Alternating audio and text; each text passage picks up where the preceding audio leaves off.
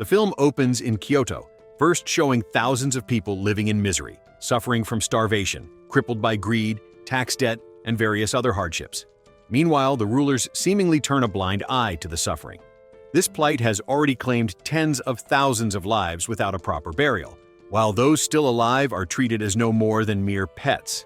The story then focuses on a ronin, a great masterless samurai named Hassuda. Annoyed by the arrogant and arbitrary actions of the shogun's officers toward the common people, he immediately attacks them, pushing them until they fall into a dump site.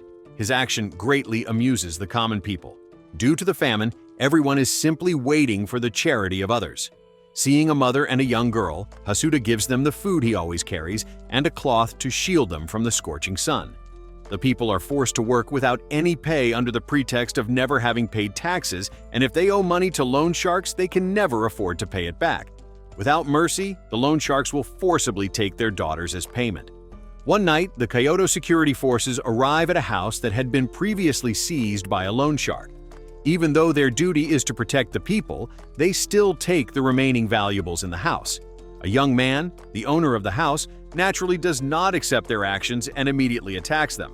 This young man is named Cizo, and although alone, he bravely and very brutally attacks the officers.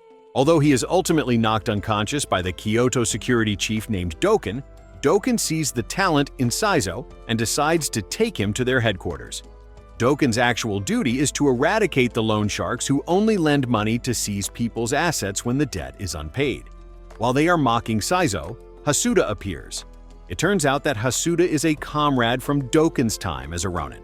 There, Doken orders Hassuda to secure the ronin who intend to revolt against the shogunate. However, Hassuda actually sympathizes with the ronin's actions, perhaps as a form of protest against the excessively high taxes and the widespread famine affecting almost every region.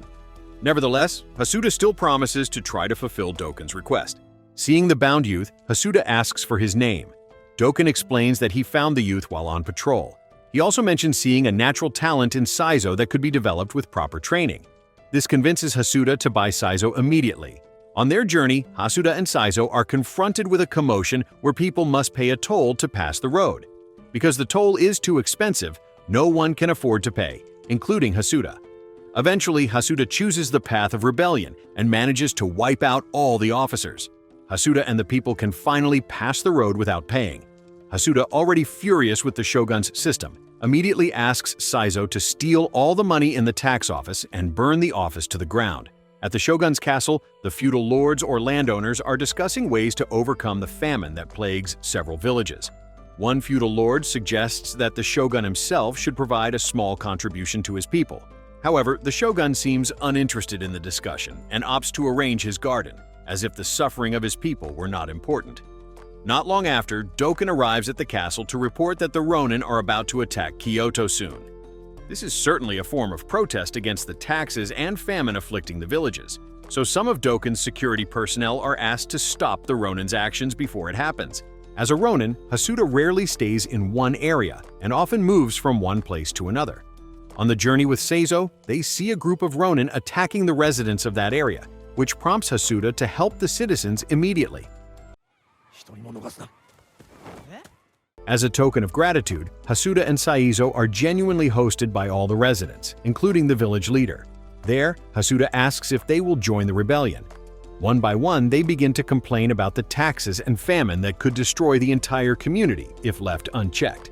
Hassuda warns them not to be reckless if they plan to rebel, as it will only lead them to a meaningless death.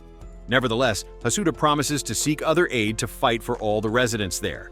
The money from the looting will also be distributed, making the residents happy. In addition, Hassuda gives a hair ornament to all the women in the village. He places one on a woman there. Once again, Hassuda's arrival brings cheer back to the village. The next day, Cizo, who is training, is approached by Hassuda, who says that Cizo no longer needs to follow him. However, Cizo asks to become his disciple, as he deeply wishes to be as great as Hassuda. Seeing Cizo's sincerity, Hassuda asks Cizo to give him 1 year of his life for training.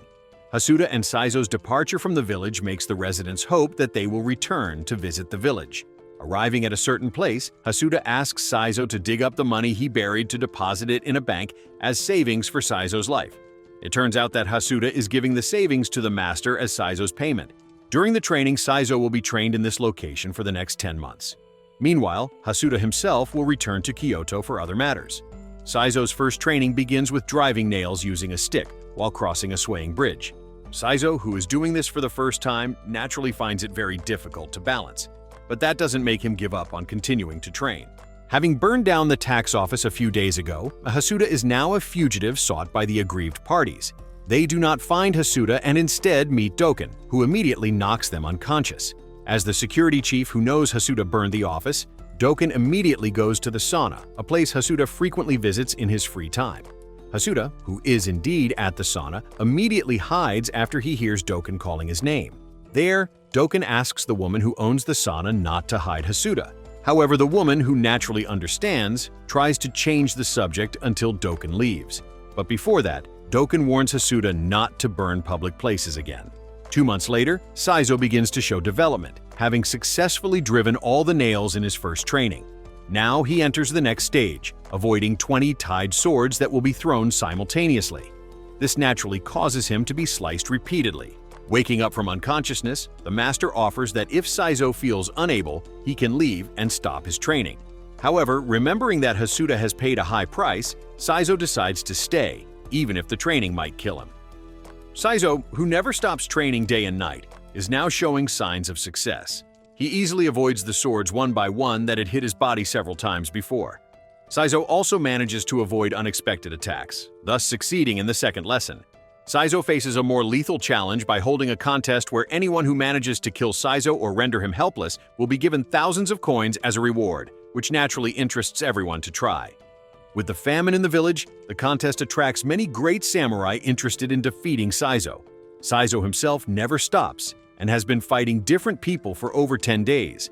However, Cizo cannot be defeated by anyone. One day, Shogunate officers arrive, still holding a grudge against Cizo for the fire a few months ago. But since Cizo has become a master, he easily renders them all helpless. Not long after, Hassuda arrives to pick up Cizo because his training is complete. Cizo is naturally very grateful to the master who has taught him for a year. Before leaving, the master warns Cizo to use his skills as wisely as possible and gives Cizo a necklace as a sign that he is the master's disciple. Upon Hassuda and Cizo's arrival in the village, they are warmly welcomed by everyone, including the 3 samurai who once fought Cizo in the contest. Amidst their conversation, they are surprised by the appearance of an arrogant, haughty, and merciless feudal lord toward the people. Their presence is apparently to deliver a letter to Hassuda from Doken, asking Hassuda to meet with the rebellious Ronin to stop their actions, which are scheduled for an unknown time. At Doken's request, Hassuda, accompanied by Cizo and the 3 samurai who will now serve him, heads to the village of the rebellious Ronin to lobby them not to cause chaos. Upon arrival, it turns out that Hassuda has been awaited for a long time by the Ronin, making Cizo wonder why Hassuda is so close to these rebels. The leader has been waiting for Hassuda's arrival to ask for his signature as a sign of agreement with the action they are about to take. It turns out that Hassuda is the leader of this rebellion and intentionally gathered them all, meaning Cizo was also deliberately trained to participate in defending the people against the increasingly tyrannical rulers. There, Hassuda says they will begin the action in 1 month. They will face armed samurai and Doken's incredibly strong forces. This will naturally require more men and a mature strategy so that they do not die in vain. Learning that Hassuda is leading the rebellion, Doken confronts him, asking why Hassuda dares to do such a thing. However, Hassuda, who has anticipated his friend's anger, can only apologize for no longer being able to bear the suffering of the constantly starving people. Doken, upon hearing this, finally understands a little. But when Hassuda asks him to join, Doken firmly refuses because he does not want to betray the position entrusted to him by the shogun. Hearing about the upcoming rebellion, Ronin from various clans come to the gathering point according to the news that is spread throughout various places. They train on a hill as preparation for fighting the shogunate samurai when the day arrives. Some subordinates have already gone to the temple and delivered a letter notifying when the action will begin. The news quickly spreads easily to all the common people in several villages. The feudal lords who also hear the news immediately prepare their respective great samurai for this rebellion. While planning a strategy, one resident suddenly reports that their village is under attack. The attack turns out to be by one of the feudal lords who had visited there some time ago. Hassuda, seeing the village completely devastated, further intensifies his desire for revenge to burn all the shogunate offices. On the night before the rebellion, 2 patrolling guards suddenly feel the ground shake, followed by a loud rumble from a glowing red light in the forest area. It turns out that the rebels have moved up their action schedule. This is to ensure that the shogunate samurai have not had time to gather. The rebels invite all residents, including the detained women, to blindly attack all the offices. The offices are filled with thousands of citizens demanding justice for their long-standing suffering. Hearing that the shogunate is being attacked, Doken, feeling deceived, immediately prepares all his troops to hold back the rebels. The rebels, led by Cizo, choose not to attack Doken's forces even though they are facing them directly.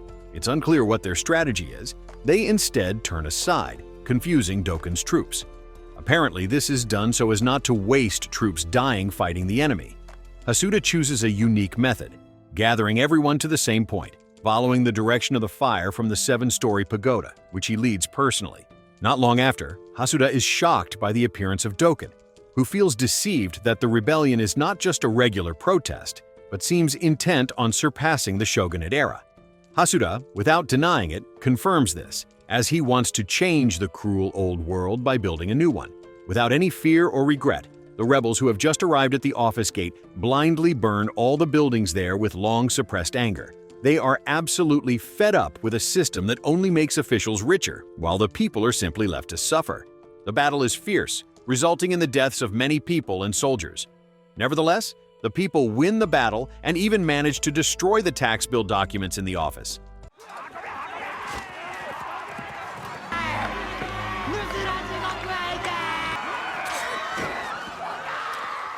Thus, that night, the people rejoice amid the fire they have caused. As if that is not enough, Hassuda and some residents head to the shogun's castle to take revenge on the feudal lord who attacked the village a few days earlier.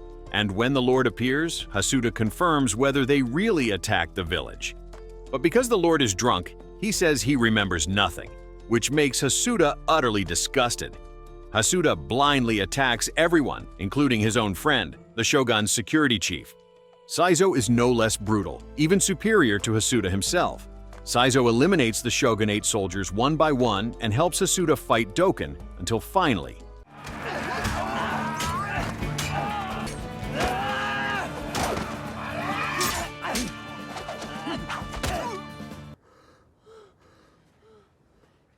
when everyone is helpless, Hassuda approaches the feudal lord to finish him off using the hair ornament belonging to a woman from the attacked village. After the attack stops, Cizo quickly takes Hassuda to leave the area immediately. Cizo takes Hassuda to the riverbank to wash and bandage his wounds with cloth. However, Hassuda's struggle is not over, as Doken suddenly arrives at the spot to complete his duty of eliminating the rebel. But before fighting, Hassuda asks Doken to let Cizo go so he can continue the fight, and Cizo himself is asked not to interfere in the battle. And despite their friendship, Doken still kills Hassuda with his own hands, as it is his duty as the shogun's security chief. Afterward, he asks Cizo to leave and stay away from Kyoto for the next 10 years. Cizo naturally has to reluctantly leave the person who helped him. This is not without reason, but so that in the future, Cizo can continue Hassuda's fight for justice. The rebellion led by Hassuda is known as the Kanso Rebellion and became one of the largest in the history of the shogunate in Japan. 5 years later, the Onin War arrives, causing Doken's leadership to be seized by the enemy. The 7-story pagoda that he and Hassuda once climbed is burned and never rebuilt. Meanwhile, Cizo now lives far from Kyoto, following in his master's footsteps as a Ronin, and the film ends. So, what did you think of the movie? Leave it in the comments below, and if you enjoyed the video, please like and subscribe for more movie recaps. See you in the next video.